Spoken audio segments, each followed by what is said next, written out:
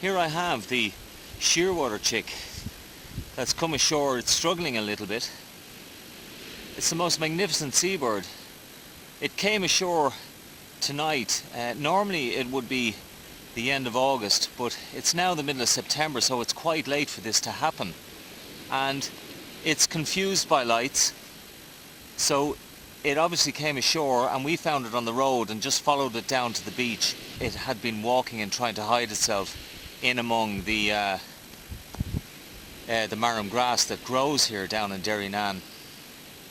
So we've picked it up. We're going to take it down to the sea and release it back onto the water, where it truly becomes the magnificent seabird that it is, because on land they're quite awkward.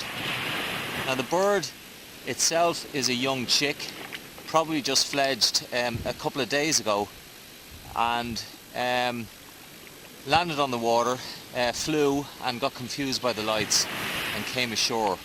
And when you look at this amazing seabird, it's not very far off, middle of September as I said, to this bird migrating south.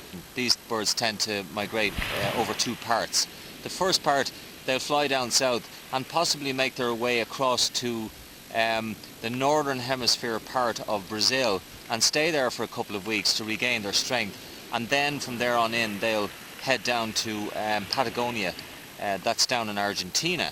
And then at some stage in its life, in the next few years, return here in the summer to nest. And in fact, Ireland and Britain contain the majority of the population of nesting shearwaters, i.e.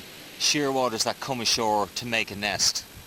Another amazing, incredible fact about these birds is that the female, 2 weeks prior to laying her egg, will head way out to sea and fish furiously over maybe 10, 11, 12, 13, 14 days before heading back to lay the eggs. It's quite a solitary existence for the female to be left there in the nest site waiting for the egg to hatch, and then eventually when it hatches to fend for the young.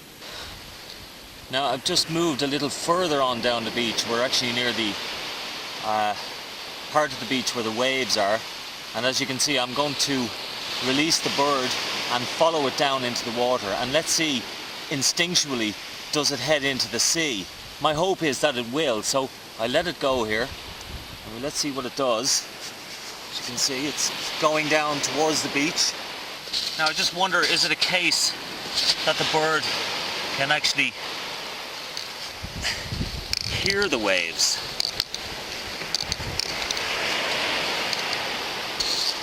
I am amazed in the sense that maybe the bird here, it knows, it can hear the sound of the waves, and it's just going towards the water as I speak. Like, I'm not telling it where to go, but it just seems to follow the sound of the waves.